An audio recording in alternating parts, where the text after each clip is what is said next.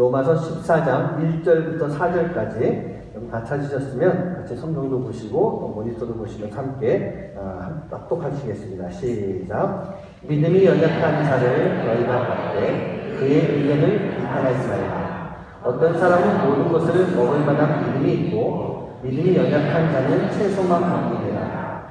먹는 자는 먹지 않는 자를 없인 여기지 말고 먹지 않는 자는 먹는 자를 비판하지 말라. 이는 하나님이 그를 받으셨습니다. 남의 하인을 비판하는 너는 누구냐? 그가 서 있는 것이나 넘어지는 것이 자기 주인에게 있으니 그가 세움을 받으니 이는 그를 세우시는 권능이 주께 있습니다. 아멘. 매년 이 절기가 되면 어떤 말씀을 전해야 되는가라고 하는 것, 이게 아마 목사님들이 가지고 있는 공통적인 그런 생각, 고민이 아닐까 그런 생각을 해봅니다. 그런데 사실 이번에는 제가 이 대강절이라고 하는 이 절기를 지나가면서 고민을 해보지 않았습니다. 왜? 이미 다 정해져 있었기 때문에. 근데 참 놀라운 것이요. 제가 그냥 준비하고 보고 있는 또 말씀 성경 가지고 같이 보면서 준비하는 책이 있는데 그 책을 보고 성경 보면서 그냥 이렇게 1년치 어떤 설교를 할 것인가라고 하는 그런 제목들을 정리해 나갔습니다. 그리고 간단하게 아웃라인을 다 준비해 놓고 나서 딱 끝나고 봤더니 부활절에는 부활절에 맞는, 또 감사절에는 감사절에 맞는, 그리고 이 대강절 이 4주간 동안 제가 이 주제를 예수님처럼이라고 하는 주제를 잡아놓고 말씀을 준비했는데 딱 이 대강절에 맞는 필요한 그 말씀을 주시는 것 같아요. 그래서 저 스스로가 이 설교 제목만 딱 잡아놓고도 좀 많이 은혜가 되더라고요. 오늘 이 대강절 4주간을 지나가면서 우리가 이 예수님처럼이라고 하는, 예수님처럼 하면 뭐예요? 나도 그렇게 할래요 라고 하는 그런 뜻 아니겠습니까? 우리가 예수님이 오시는 그 시간을 기다리면서 진정으로 예수님처럼 살아가야 되는 그런 삶의 모습을 또 이렇게 준비할 수 있는 그런 시간 되시길 간절히 소원합니다. 바로 예수님이 걸어가신 길, 예수님처럼 나가야 되는 것, 그게 바로 우리가 성탄을 기다리는 우리의 자세가 되어야 되는 거예요. 그리고 그 길을 걸어가는 것과 예수님처럼이라고 하는 것이 무엇을 의미하겠습니까? 바로 우리가 어떻게 살아가느냐라고 하는, 즉 지금 이 세 번째 파트의 주제가 되는 영성이라고 하는 것과 반드시 연결되는 거예요. 그래서 이 대강절 주제 예수님처럼이라고 하는 이 시간을 통해서 우리는요, 이 4주간의 시간 가운데 우리가 영성을 개발시키고 또 예수님처럼이라고 하는 주제를 통해서 내가 예수님을 닮아가겠다라고 하는 그 마음을 가지고 함께 말씀을 들을 수 있는, 또 주님이 주시는 그 말씀 가운데 여러분 한 분 한 분이 은혜 받고 도전받는 그런 시간 되시기를 주님의 이름으로 간절히 축원합니다. 오늘은요 첫 번째 시간입니다. 그래서 제가 비판하지 맙시다라고 하는 그런 말씀을 나누려고 하는데요, 이 말씀은 다음 주에 판단하지 맙시다라고 하는 그런 말씀과 똑같이 연결되는 거예요. 그래서 이번 주, 다음 주, 두 주의 이 말씀은요, 비판과 판단이란 말씀으로 좀 연결되고 이어지는 그런 말씀을 좀 나누려고 합니다. 지금 우리가 살아가는 이 세상을 보고 있으면요, 참 좀 마음이 아픈 부분이 아직도 많이 있는 것 같습니다. 마음이 아프지만 이 강자들이 살아남고 있는 약육 강식의 시대를 지금도 살아가는 것은 맞는 것 같아요. 우리가 이 아프리카에 살고 있지만 저 마사이마라 초원 같은 데 가면은 이 맹수들이요, 연약한 동물을 그냥 잡아먹습니다.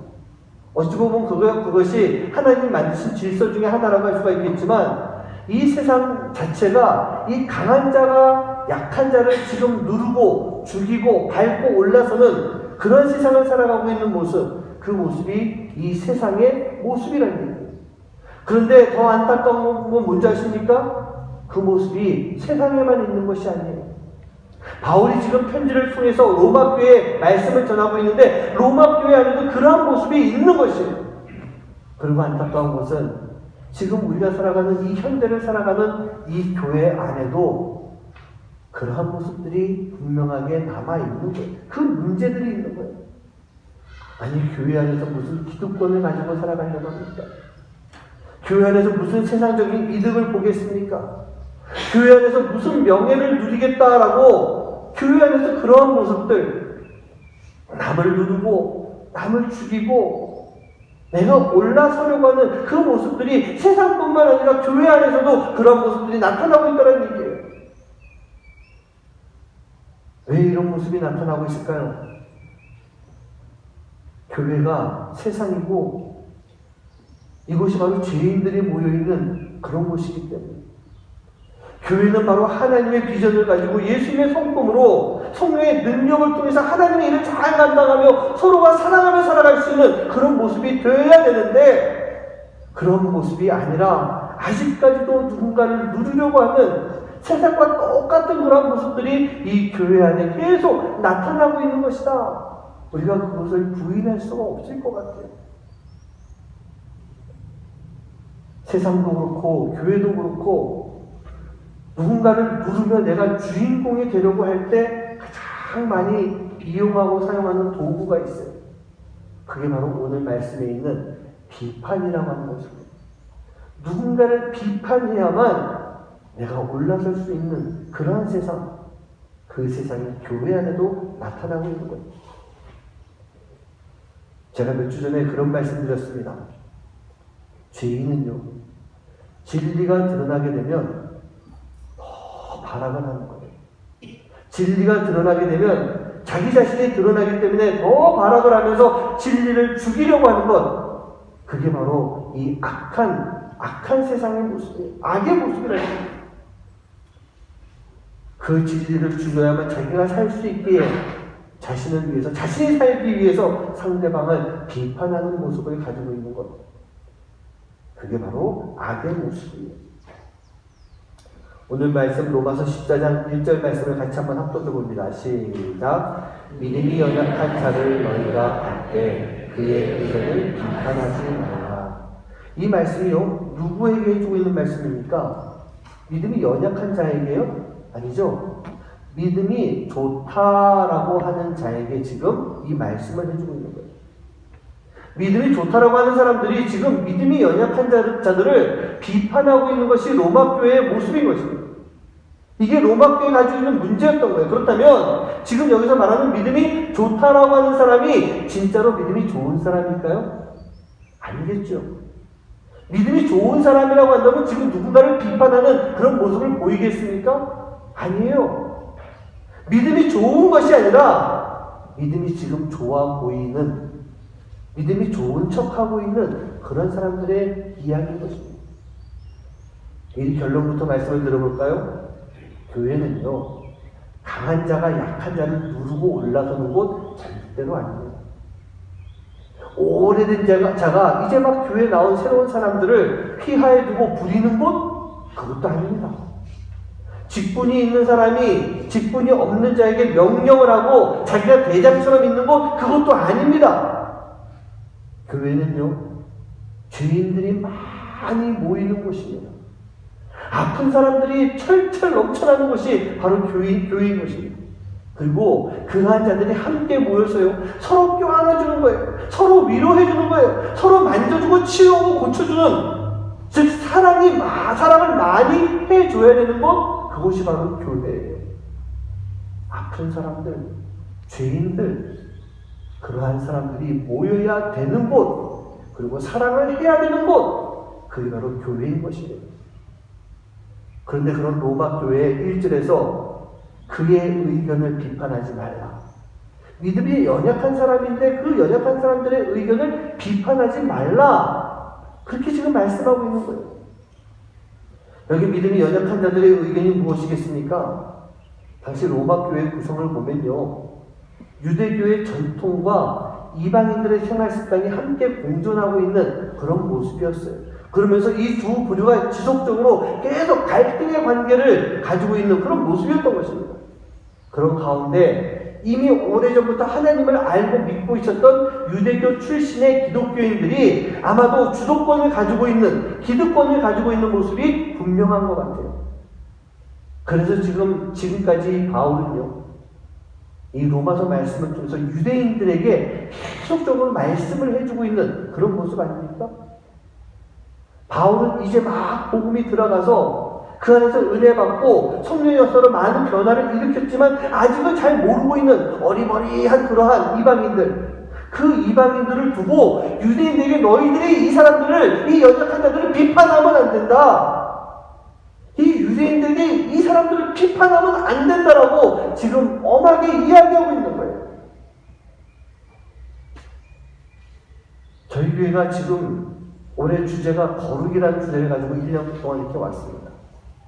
제가 로마서를 선택하게 된 것도, 하나님이 이 말씀을 보여주신 것도 우리가 거룩해져야 되는 거예요. 그래서 거룩해지기 위해서 이 로마서를 통해서 나를 보게 만드셨고, 로마서 가운데 나타나 있는 하나님의 뜻이 무엇인지 그것을 보게 만들으셨어요. 그리고 지금 거룩을 위해서 우리가 어떻게 살아가야 되는가라고 하는 그 말씀을 나누고 있는데, 여러분 지난해 우리 주제가 뭔지 기억하시는 분 계십니까? 네. 그냥 고개만 끄떡하지 마시고, 성숙이라고 하는 그 주제를 가지고 2년 동안 저희가 그 말씀을 나누었었어요. 우리가 거룩해지기 위해서는요, 성숙이라고 하는 과정을 지나가지 않으면 절대로 거룩해질 수가 없는 거예요. 그렇다고 한다면 이 성숙한 성도의 삶을 살아가는 그 모습이 무엇이겠습니까? 아까도 그런 비슷한 말씀을 드렸지만, 우리 교회 초신자들이 들어올 때, 우리 교회 새로운 성도님들이 들어올 때, 우리 교회 손님들이 이렇게 오게 될 때 그들을 잘 품어주고 잘 이끌어주는 삶을 살아갈 수 있다면 그게 성숙한 성도의 삶을 살고 있는 모습이에요. 비판하는 거나 꾸지람하는 것보다 더 중요한 게 무엇입니까? 그게 바로 사랑이라고 하는 것입니다. 우리가 사랑으로 잘 섬겨주며 교회에 잘 적응할 수 있도록 이끌어주는 삶, 그 삶을 살아가는 것이 바로 성숙한 성도의 삶의 모습인 거예요. 누가 왔다고 그냥 잘 먹여주고 그냥 이빨린 소리로 잘 포장해주고 그렇게 하면서 내 사람 내 편으로 만드는 것, 이거는 절대로 성숙한 성도의 모습이 아니란 얘기입니다. 내 사람 내 편으로 만드는 게 아니라 바로 하나님의 사람, 하나님의 편, 예수님의 사람으로 만들어줘야 되는 것, 그게 성숙한 성도가 살아가는 삶의 모습이에요. 성숙한 성도가 나아가야 되는 삶의 방향인 것입니다.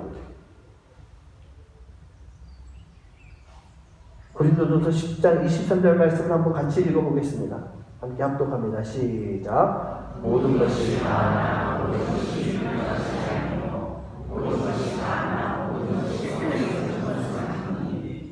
이 말씀을 묵상하다가 이런 생각이 들었어요.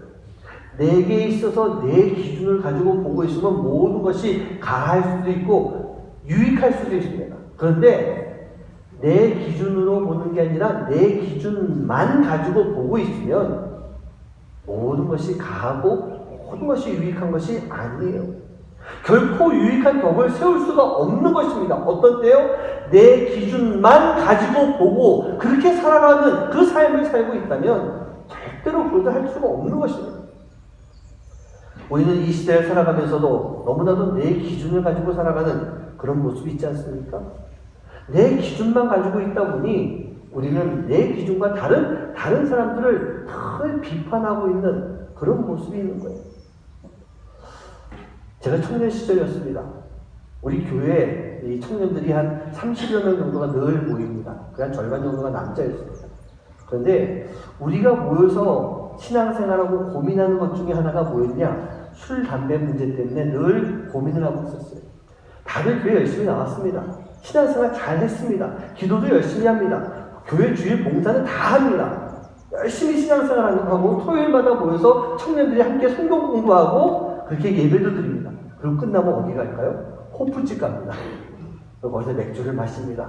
담배도 핍니다. 그러면서 우리가 무슨 얘기하냐면, 야, 우리가 이렇게 살아가는 것이 올바른 신앙생활하는 것이 맞냐 안 맞냐? 그런 이야기를 많이 했어요.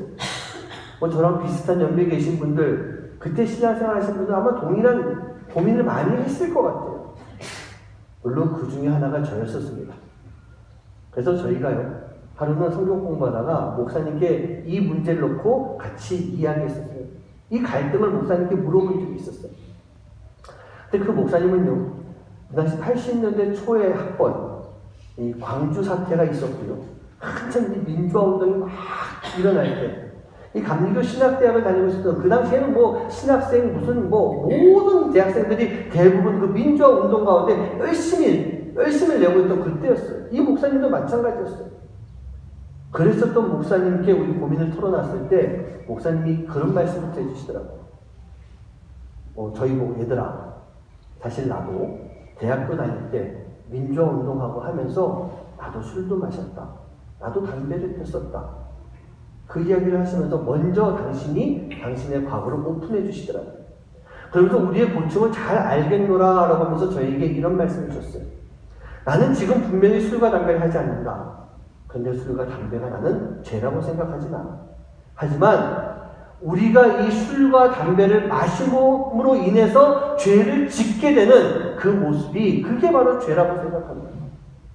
우리가 얼마나 많은 술과 담배 때문에 짓는 그런 죄가 많이 있느냐. 그런 내가 죄다. 이건 제가 여러분들에게도 비슷한 말씀을 드렸어요. 제가 그 목사님으로부터 또 그렇게 배웠던, 또 제가 목회를 하면서 느꼈던 그런 내용들이 있었기 때문에. 근데 그 목사님이 계속 이런 말씀을 해주셨습니다. 나는 지금 술과 담배를 하지 않는다. 하지만 나는 할 수 있다고 생각을 하는데 내가 술과 담배를 하는 것으로 인해서 단 한 사람이라도 시험에 빠지는 어려움을 겪는 사람이 있는 것을 내가 알고 있기 때문에 나는 술, 담배를 하지 않는다. 나는 너희들에게 이렇게 말할게.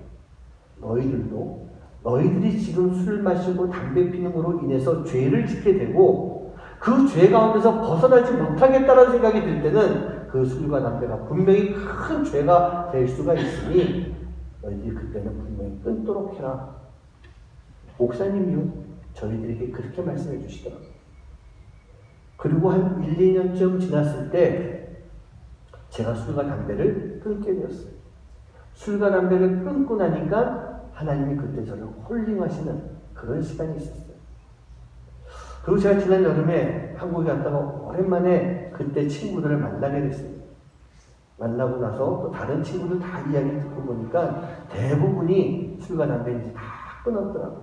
오래전에 다 끊고 신앙생활 열심히 하고 있는 그런 친구들이 참 많이 있었습니다. 아마도 그때 목사님이요. 야, 무슨 소리야. 술과 담배는 죄야. 너희들 그 사단의 도구 같은 그 죄에 빠져서 하면 어떡해. 거기서 반드시 벗어나야 돼. 끊어. 아마 이렇게 했으면 그 당시에 저도 그렇고 제 친구들도 과연 신앙생활을 잘 할 수 있었을까라고 하는 그런 생각이 들더라고요.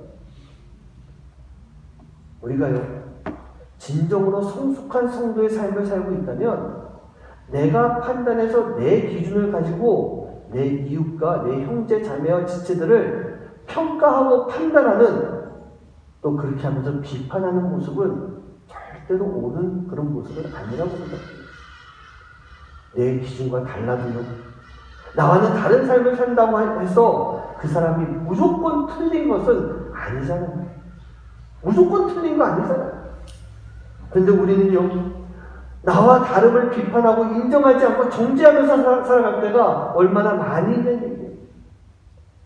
우리 사랑하는 어머님들, 나와 이 기준과 생각이 다른 사람들, 그런 사람들을 만났을 때, 그리고 내 마음 가운데 그를 막 비판하고자 하는 그런 마음이 들 때, 내 기준 때문에 비판하려고 하는 그런 마음이 들 때, 여러분 이런 생각 한번 해봤으면 좋겠어요. 예수님이시라면 어떻게 하셨을까? 예수님도 지금 나처럼 저 사람을 비판하고 있을까? 예수님이시라면 어떻게 하셨을까? 제가 지난번에 설교하면서 여기 오기 전에 사역했던 그 교회에 흡연실이 만들어져 있다라는 그런 말씀을 제가 드렸어요. 오늘 얘기하다 보니까 술, 담배 얘기가 자꾸 나오는 것 같은데, 제가 사역하던 그 교회 안에 흡연실이 있습니다. 성당이 아니었어요. 교회였습니다.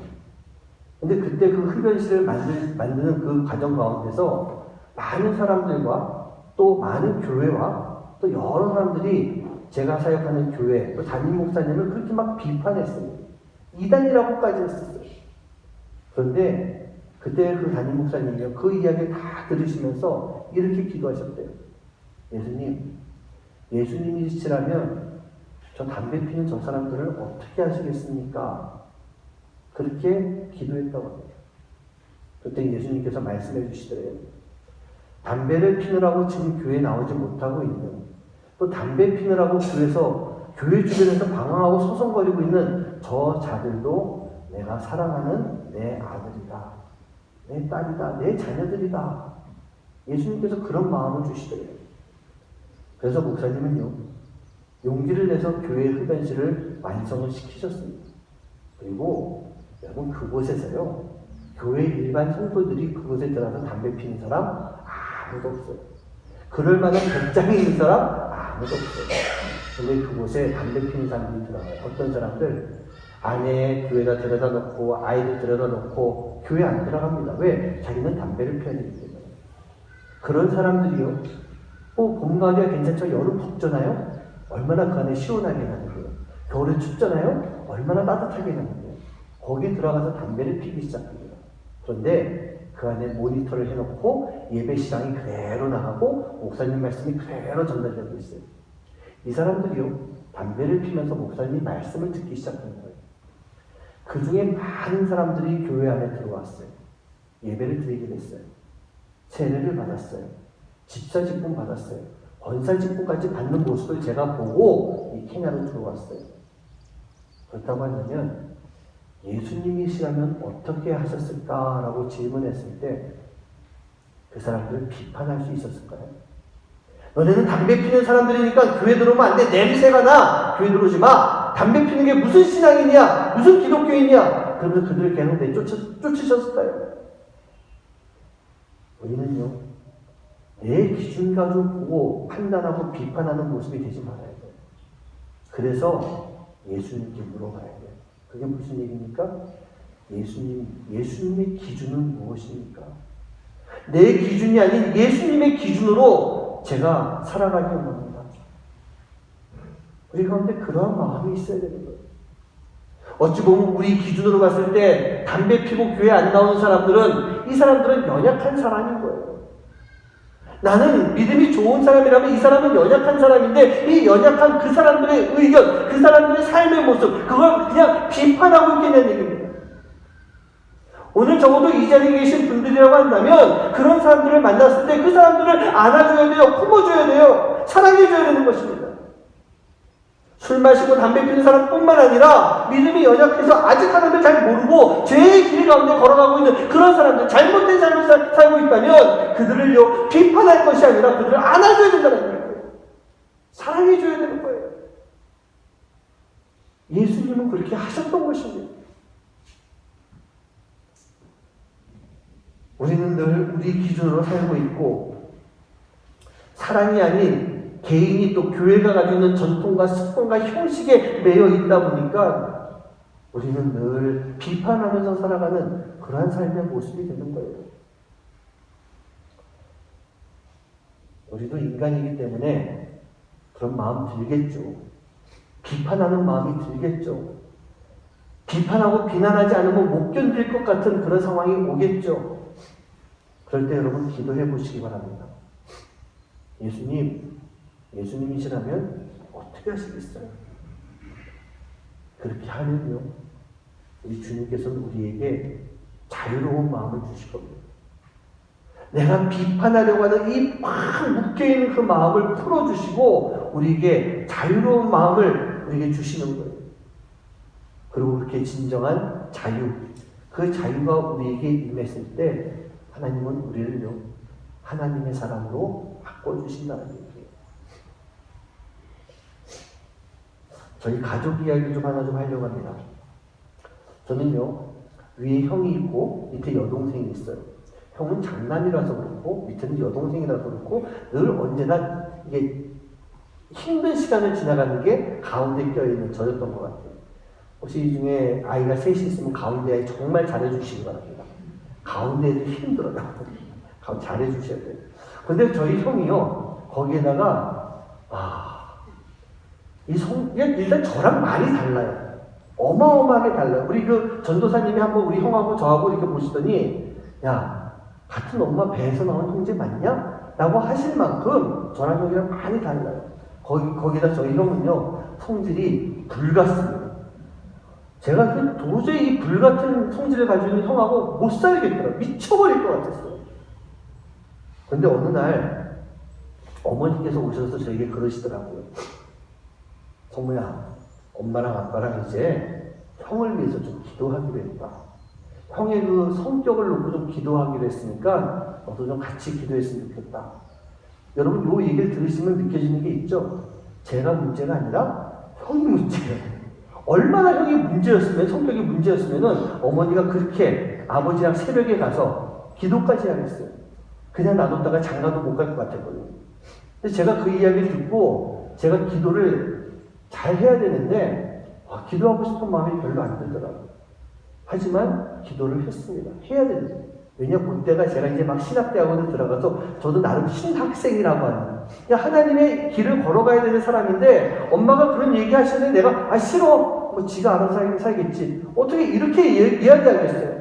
저도 알겠어요. 기도할게요. 라고 기도를 하기 시작했는데 지금도 기억나요. 절대로 제가 이렇게 은혜롭게 기도하지 않았던 것 같아요. 제가 어떻게 기도했냐면 이해하고 용서하고 들으십시오. 제가 이렇게 기도했어요. 하나님, 저놈의 저 인간, 저 성질머리 저 더러운 저놈의 인간, 저 지랄같은 성격 가진 저 인간 성격 좀 고쳐주세요. 제가 정말로 이렇게 기도했어요. 우리가 기도하면 어떻게 해야 돼요? 하나님, 우리 형이 참 불쌍하지 않아요? 이러면서 기도해야 될 때 그런 기도 안 나오더라고요. 저놈의 인간, 저 지랄같은 성격 좀 고쳐주세요. 제가 도저히 저 인간 때문에 못 살겠어요, 하나님. 저 진짜 이렇게 기도했던 것입니다. 그런데 하나님께서요, 저의 그 기도에 응답을 해주시더라고요. 그 더럽고 불같은 그 성격을 하나님이 고쳐주셨어요.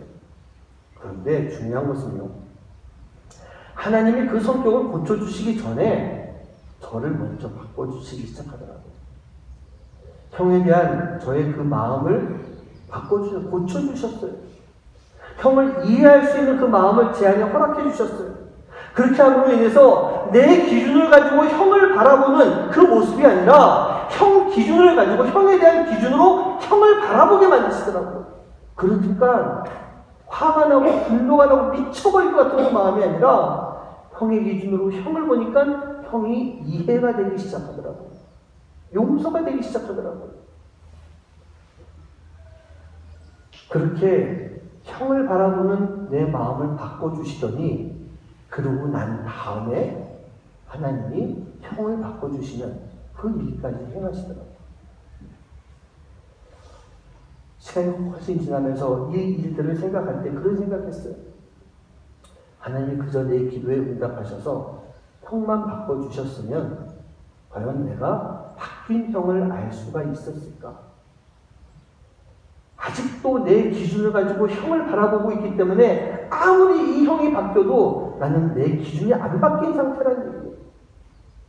그런데 하나님이요, 제가 그렇게 기도했을 때 하나님은 나를 먼저, 내 기준을 먼저 바꿔주시고 형의 삶의 모습을 바꿔나가십니다. 그랬기 때문에 형이 바뀌는 것을 내가 알 수가 있었고 그 형을 이해할 수 있었고 그 형을 받아들일 수 있는 그런 모습이 되었던 것 같아요. 내가 하나님의 자녀이고 형 또한 하나님의 자녀이기 때문에 하나님은요, 일방적인 내 기도를 들어주시는 것 그게 아니라 분명히 나에게도 변화의 시간을 통해서 내 기준을 꺾어버리시고 내 자신을 죽일 수 있는 그 시간을 먼저 만들어주셨던 거예요. 하나님은요, 우리에게 비판하지 말라 그렇게 말씀하십니다. 우리 기준을 가지고 있으면 내 기준이 바뀌지 않으면 우리는 늘 비판할 수밖에 없을 것 같아요. 그런데 먼저 내 기준이 바뀌고 먼저 내 마음이 변화가 되면 하나님은 우리 마음 가운데 비판이 아닌 사랑으로 이렇게 용서할 수 있는, 사랑으로 섬겨줄 수 있는 그런 마음을 분명히 만들어주시더라고요.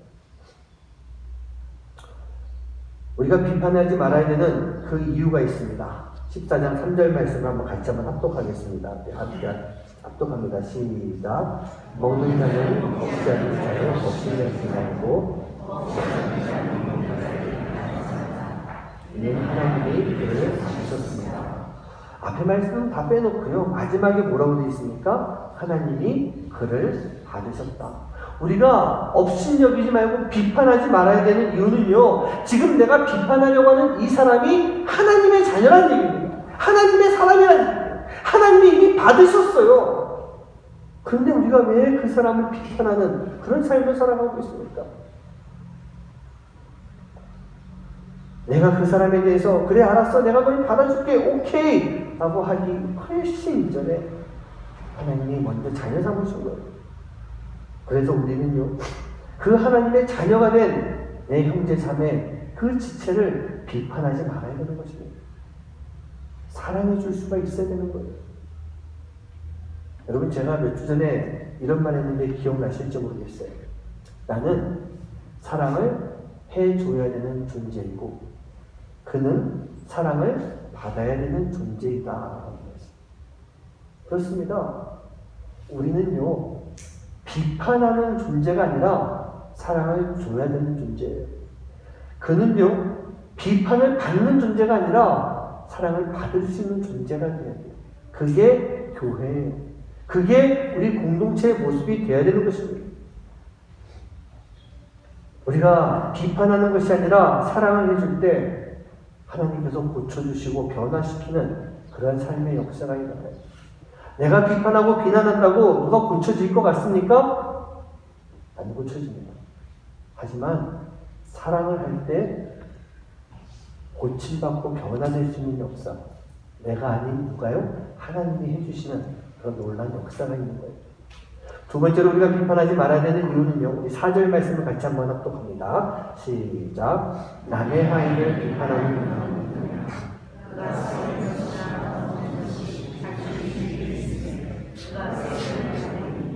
이는 그를 세우시는 권능이 주께 있습니다.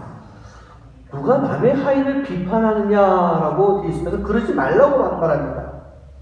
그가 서 있거나 넘어지는 거나 그 모든 것이 다 내가 관여할 문제가 아니란 얘기예요. 바로 주인이 관여하고 주인이 뭐라 할 것이지 내가 남의 하인을 굳이 비판할 필요가 없는 것입니다.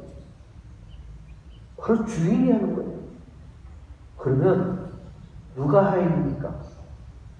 저 사람만 하인입니까? 나도 하인이에요. 여러분도 하인이에요. 우리 모두가 다 하인이에요. 그럼 누가 주인입니까? 우리에게 있어서는요, 하나님이 주인이세요. 오늘 이 자리에 계신 모든 분들은요, 하나님 대신 한 분이신 하나님, 예수님의 모든 사람들이 종입니다. 하인이라는 얘기예요. 그렇다고 한다면 이 사람이 잘못된 것에 대해서는 똑같은 하인인 내가 판단하고 비판할 게 아니라 하나님이 하실 거예요. 이 사람에게 문제가 있다고 하는 것은 내가 비판하고 내가 정죄할 것이 아니라 하나님이 심판하시고 하나님이 노하시는, 진노하시는 그런 일들이 있는 것이지 내가 할 것이 아니란 일입니다. 우리가 판단하고 비판하게 되면 오히려 우리는요, 하나님이 세워놓으신 것들을 무너뜨리는 그런 역할밖에 할 수가 없는 거예요. 누구께 무너집니까? 저 사람 것이요? 아니에요. 내 것이 무너지고 있어요. 하나님이 지금 나를 사랑하셔서 나를 위해서 세워놓으신 많은 것들, 지금 그게 무너지고 있는 거예요. 뭐 할 때? 내가 다른 사람들을 비판하고 있을 때, 그들을 정죄하고 있을 때 내 것이 무너지는 거라는 얘기입니다. 세우시는 이도 하나님이시지만 허무시는 이도 하나님이세요. 진노나 심판이 내 것이 아니라 하나님의 것이라는 얘기입니다. 그러면 우리의 원수는 어떻게 하냐고요? 여러분, 지난번에 그 말씀 드렸죠. 로마서 12장 19절 말씀. 내 사랑하는 자들아 너희가 친히 원수를 갚지 말고 하나님의 진노하심에 맡겨라. 기록되었으되 원수 갚는 것이 내게 있으니 내가 갚으리라. 우리 주님께서 그렇게 말씀해 주셨어요.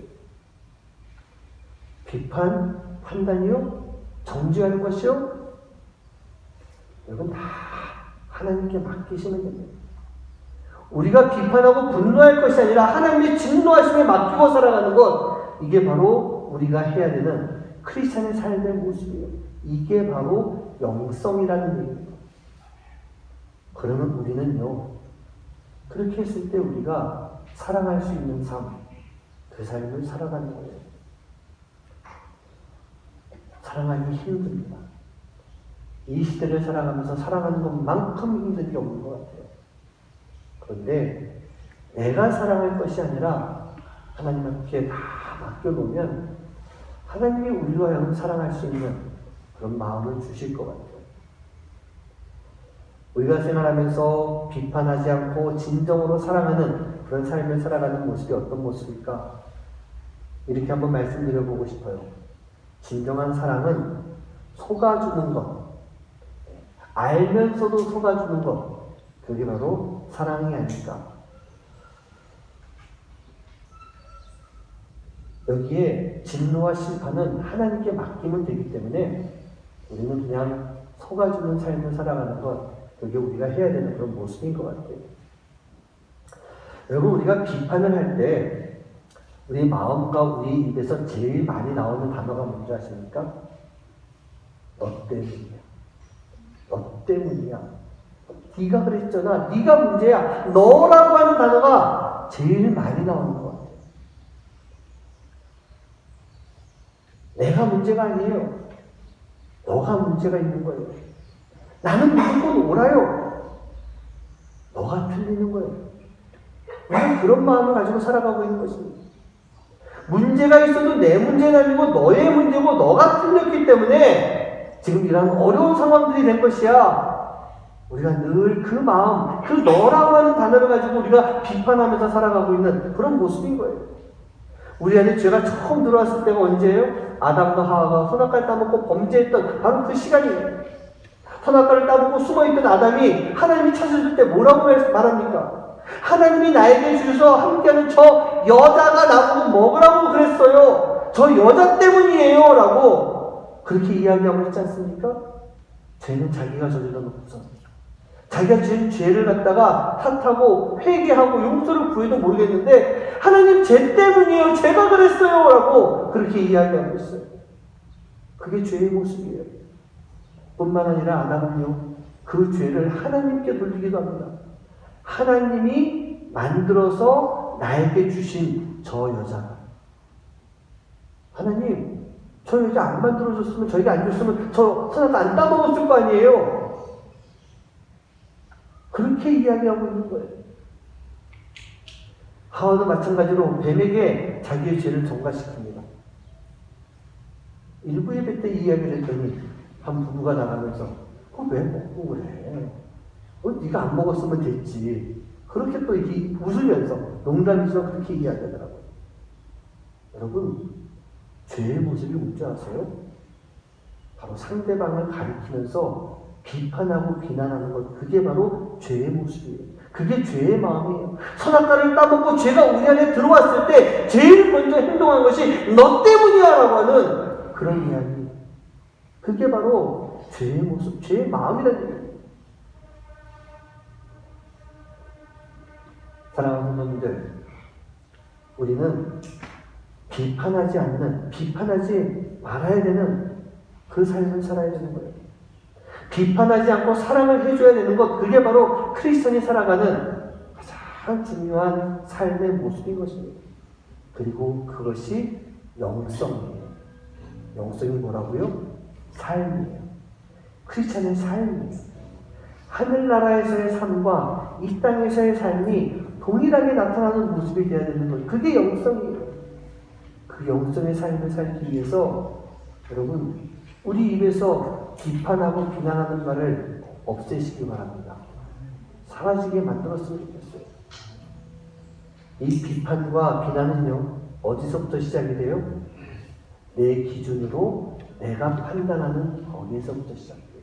내가 판단하는 거. 그래서 다음 주에는 제가 판단하지 마십시오라고 하는 그런 말씀으로 연결해서 나가려고 하고 있습니다. 우리 사랑하는 성도님들, 사랑하시기 원하십니까? 우리 좀 대답을 안 해. 뭐 대답 안 하기로 작정을 하셨나요? 우리 사랑하는 성도님들, 사랑하시기 원하십니까? 네. 그러면 우리 입에서요, 내 기준을 가지고 하는 말이 사라지지 않으면 우리는 절대로 사랑할 수가 없는 것입니다. 오늘 이 자리에요, 예수님의 사랑이 있을까요? 없을까요? 있습니다. 예수님이 주시는 평화가 이 가운데 있을까요? 없을까요? 있어요.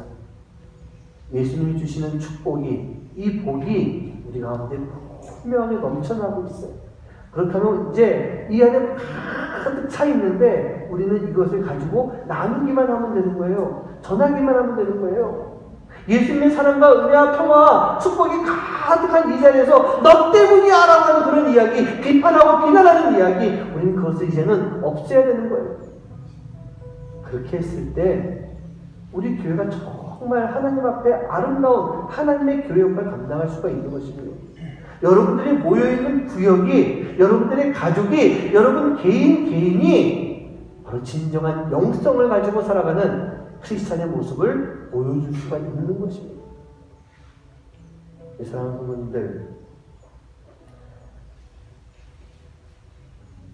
여러분 마음 가운데 비판하고 비난하고자 하는 마음 지금도 있습니다. 저도 있습니다. 하지만 하지 말아야 됩니다. 하나님께 맡기고 하지 말아야 됩니다. 그렇게 했을 때 하나님이 나를 변화시켜 주시며 그 지체까지도, 그 형제 자매까지도 바꿔주시는 그런 삶의 모습이 되는 거예요. 이 시간 함께 찬양하기 원합니다. 아까도 말씀드렸지만 주님의 사랑과 평화와 축복은 이곳에 가득 넘쳐나고 있습니다.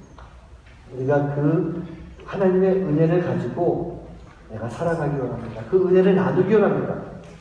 내가 지치고 피곤해도 주님만 바라보고 세상의 어려움과 고통 속에서도 주님만을 사랑하는 가운데 내가 그 사랑을 가지고 살아가기 원합니다. 여러분 마음 가운데 고백할 수 있는 그런 시간 되시길 주님의 이름으로 축원합니다.